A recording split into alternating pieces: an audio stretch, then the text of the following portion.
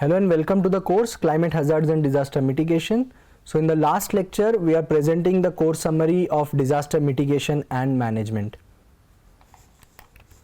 So the learning objectives for this lecture are: will recap key concepts related to disaster mitigation and management, will integrate knowledge of disaster risk reduction strategies across different hazards and phases of disaster management, and will reinforce the application of learned concepts to build resilience and reduce disaster impacts in real world context. To start with, let us understand what is the difference between disaster mitigation and management. So disaster mitigation refers to the actions taken to reduce or minimize the impact of disasters before they occur, while management is a comprehensive process involving preparation, response, recovery and mitigation to deal with disasters effectively.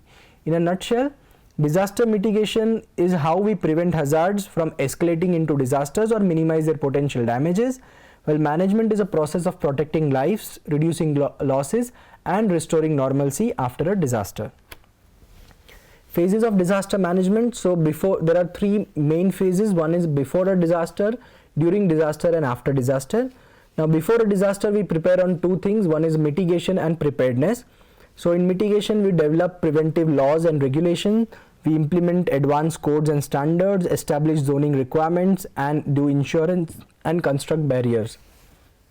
Preparedness: in case we know that disaster like cyclone or flood is inevitable, we'll stockpile the kits, we'll develop mutual agreements for for aids, we'll train response personnel and concerned citizen, and we prepare shelters and backup facilities. During a disaster, the phase is response, where the search and rescue operations are carried out to identify people. We'll assess what is the initial damage, will provide first aid and humanitarian response, and will open and manage those shelters. Lastly, after disaster, that is recovery, we'll do debris removal to see if more people are buried beneath or not. We'll do precise damage assessment so that compensation can be given. Infrastructure destruction and reconstruction, also restoring the livelihood and essential supplies like power, electricity, energy and water, and also community development. Types of disasters. So basically we classify them into natural and man-made disasters. So all these are techniques and context are applicable to both. So mitigation strategies, we are again classified into structural and non-structural. Under structural, it refers to engineered solutions like flood control dams, earthquake resistant buildings, landslide retaining walls, while non-structural involves policies, awareness, training and land use regulations. Flood mitigation measures. Under flood mitigation measures, the primary task is to prioritize measure which can be recommended for flood risk management or any kind of a hazard in general. So the non-structural measures, including nature-based solutions, should be first used alongside the green blue infrastructure. So if the green and blue infrastructure cannot provide enough protection, then we should go to the gray infrastructure. The structural measures that involve storage and detention reservoirs, levees, dikes and flood walls, channel improvement, floodways, watershed management, nature-based solutions and sustainable drainage designs. Non-structural measures involve floodplain management and zoning, flood forecasting system, early warning systems, evacuation and relocation, flood insurance and wetland restoration. So anything that is that requires the efforts on paper, they are largely classified as non-structural measures. Anything that requires intervention on ground in a physical way, that classifies as structural measures. So under structural measures, we have dams and reservoirs can be constructed to store excess water and control the flow. Levees, dikes and flood walls which can be raised along the river, parallel to the river, so that they can provide extra flood cushion and avoid the overflowing into floodplains. Floodways and channels, they can be provided. Storage basins and retention ponds as well as can be designed to absorb excess storm water. And lastly, we have a non-structural measure, that is public awareness and preparedness. Nature-based solutions are one of the structural measures. These are relatively new and innovative approaches, and their implementation for flood and drought risk is still limited. Now what happens in a nature based solution? You consider the human well-being, that is the societal challenges, and the biodiversity benefits. So your first focus is to restore the system. It is very issue specific. Whatever issue you are handling, whatever infrastructure you require, that should be sustainable. You should manage it effectively and protect as well. So it is, the central idea is you revolve around an ecosystem based approach, so that you have minimum damage to the ecosystem and maximum strengthening to the ecosystem. Also it should be multifunctional. You should have more benefits from it, and it should be very adaptable in the local conditions. So the nature based solution can help address disaster risk reduction, flood risk management, water security, and resilience to climate change. In practice, these measures are still applied at a slow rate because the traditional grey infrastructure, which remains a very preferred choice. Of course, NBS are more popular, but it requires very careful thought and consideration to put them into practice. So non-structural measures, you have land use planning and zoning. So you restrict that in certain zones you cannot create certain buildings, so that is a zoning laws you can bring in. Flood forecasting and early warning system, you can utilize tools like satellite data and Doppler radars to provide some nowcasting, where you can forecast rainfall sometime ahead. Then you require wetland conservation, restore natural wetlands and manage them. Public awareness campaigns can be run, flood insurance can be provided, flood proofing can be done, watershed management practices. Flood mitigation measures. In flood mitigation measures, you require extreme precipitation. You have to cater to extreme precipitation, drought, and sometimes earthquakes can also cause structural damage, for example in dams or levees. So you should consider all these factors into consideration when you are preparing the flood mitigation measures. Now if we see here, we start from a dam, then we have levees. So these are walls which are created to absorb the flow. Then you have flood walls, then there are drainage systems which meet into the river, and wherever the sea meets, there are some sea walls which are also constructed.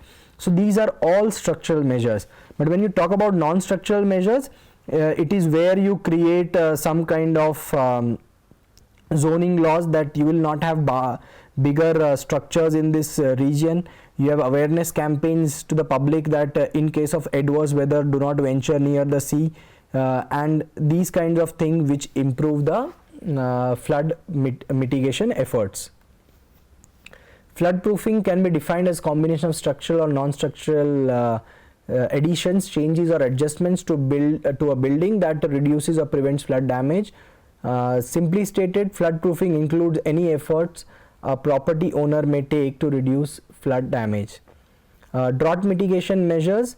So the objective of drought mitigation is to reduce soil erosion, augment soil moisture, restrict surface runoff, and improve water use efficiency. Water harvesting and conservation refer to the processes and structures of rainfall and runoff collection from large catchment areas and channelizing them for human consumption. There are two widely employed methods for water conservation, that is artificial recharge of groundwater and traditional methods. In artificial recharge of groundwater, extensive watershed development is done and the programs are implemented to increase the groundwater levels through natural means, rainwater harvesting, recharge of ponds, deepening of ponds. These are all the measures. Traditional measures, you harvest water through step wells, ponds, or earlier they were called bawdis. So these are all the methods. Under artificial recharge, you can have contour cultivation on the hill slopes. Farm ponds can be created. There are injection wells where manually the water is fed inside, percolation tanks and check dams which can both control erosion as well as the sedimentation rate and provide water recharge. Traditional methods like village ponds or tanks, rainwater harvesting, and use more efficient irrigation practices. A combination of green, grey and blue infrastructure is also thought of. Grey infrastructure are engineered solutions that includes traditional built system made by humans, where dams and reservoirs, water treatment plants, pipelines, etc. They are expensive and creates lot of damage to the ecosystem as well. Green infrastructure are nature-based solutions which use vegetation and soil to manage water naturally. It improves soil's ability to hold water, reduces water losses from runoff, and recharges the groundwater. So forests, wetlands, rain gardens, green roofs, urban trees are a part of the green infrastructure. They also boost biodiversity and improve air quality. Blue infrastructure, they are more water focused natural systems where rivers and lakes, aquifers, floodplains, restored streams are included. So they support groundwater recharge and maintain water availability during the lean period. NBS for drought mitigation includes afforestation and reforestation, wetland restoration and protection, agroforestry, that is planting trees, certain species alongside the agriculture, landscape restoration. Here you can see a mining activity lead to degradation of land. It is restored by planting extensively. And spawn city, where there are certain low-lying areas which can absorb excess water, and that can also provide flood protection, as well as it can provide groundwater recharge and water for lean period. Moving on to heat wave and cold wave mitigation, why it is important? Because they have a large scale effect on agriculture, livestock, energy infrastructure. So public health protection is very important because heat waves can cause dehydration, heat exhaustion and fatal heat strokes. On the other hand, cold waves can cause severe hypothermia and frostbite, and they can strain the healthcare systems. Preventing loss of life, because these disasters can be very deadly at times, and they can lead to loss of life. The agriculture security is also affected. Extreme heat may cause droughts which can reduce crop yield, and it can also affect the livestock. High heat will cause power outages due to increased air condition demand, while cold waves can freeze power system and disrupt transport. And lastly, specific people, particularly in case of heat waves, where outdoor workers, marginal communities, as well as elderly people and children, they can be severely impacted. While in case of cold waves, those who are homeless people, those who are elderly, infant and having some pre-ailments, they are at more risk. So heat wave mitigation approaches are proactive strategies and actions to reduce the intensity, duration and detrimental impacts of heat waves, while cold wave approaches involve a multi-sectoral approach focusing on preparedness, infrastructure protection and public interventions to reduce the impact of extreme low temperatures. We can develop heat and cold wave action plans, which are structured, preemptive and adaptive strategies to minimize health impacts, fatalities and infrastructure disruption during the extreme events. These plans are often enforced by local, state or national disaster management authorities, which focus on early warning, public awareness and interagency coordination. During summer, we can also limit the air conditioning use, where we are more focused on green buildings and providing more vegetation so that temperatures are lowered.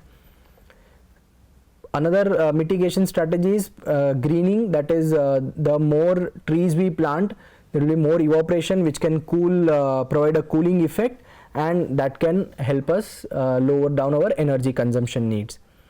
Restoration of water bodies, large water bodies provide cooling effect. Now they have dual effect. In case of heat, they moderate it, and against cold wave also they provide thermal buffers. Apart from additional benefits like biodiversity supporting, aesthetics and improving the humidity levels. Cool roof deployment. Cool roofs increase the building's albedo to deflect solar radiation, and they are very low cost and flexible solutions which can keep the indoor cools while the outdoor temperatures are very high. Also they can reduce air pollution and energy savings. Many cities like Ahmedabad and Hyderabad have adopted this cool roof technology due to their simplicity and low cost.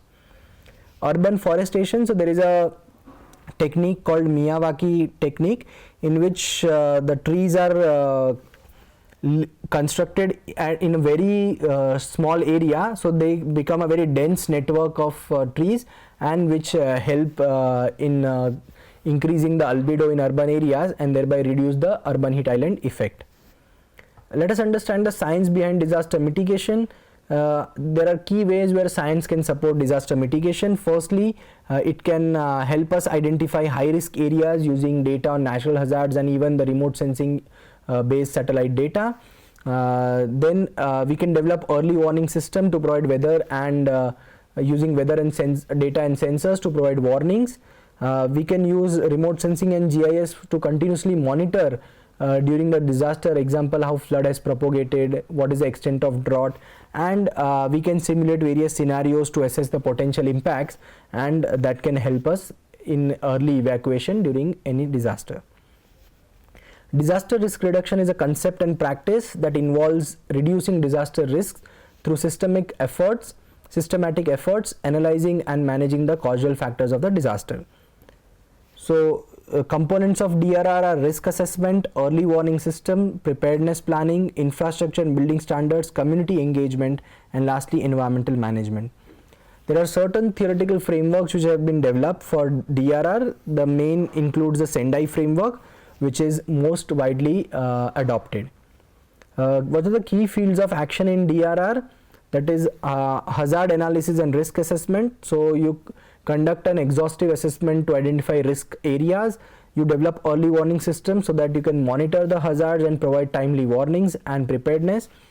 There has to be a public awareness and commitment system where communities are engaged much better, and you can provide inputs so that in case of any disaster, what can be their participatory role, and to coordinate between different sectors like government agencies, local people, and disaster task forces for better evacuation and mitigation. Emergency and humanitarian response, the objective of this is to save lives, to provide relief, prevent secondary disasters. For example, if there is a flood and there is a lot of inundation, so following that there can be chances of water contamination, etc. So secondary disasters can be prevented.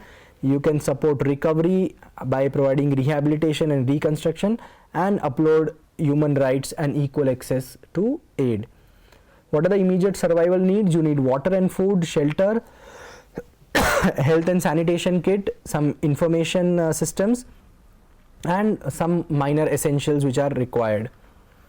Global frameworks for DRR. So in 1989, International Decade for Natural Disaster Reduction, which moved on to Yokohama Strategy and Plans of Action. In 2005, the YOGO framework for action was put into place, and currently the Sendai framework for disaster risk reduction is on. So this framework has seven clear targets and 4 priorities. So they are understanding risk, strengthening disaster risk governance to manage risk, investing in DRR for resilience, and enhancing disaster preparedness for effective response. Earlier, in case of disaster, it was providing more relief. Now the approach is more proactive, that rather than reactive, we are more proactive. We reduce the impact of the disaster at the first place. That is what the overall approach is. Let us understand India's transition in disaster management framework. So India's transition has undergone a significant ideological change from more a reactive and relief focused approach to a proactive and holistic system that emphasizes on prevention, mitigation, preparedness, and resilience. So this paradigm shift was enacted by the Disaster Management Act 2005, which was passed by the Parliament of India. This act provides clear-cut guidelines on how we should manage our disasters, what are the roles and responsibility of different agencies, and updating its mandate from time to time, and it also aligns with the global Sendai framework. This act provides very important information, and it focuses on integration of technology and nature in disaster mitigation. Now, how India evolved from a relief to risk governance.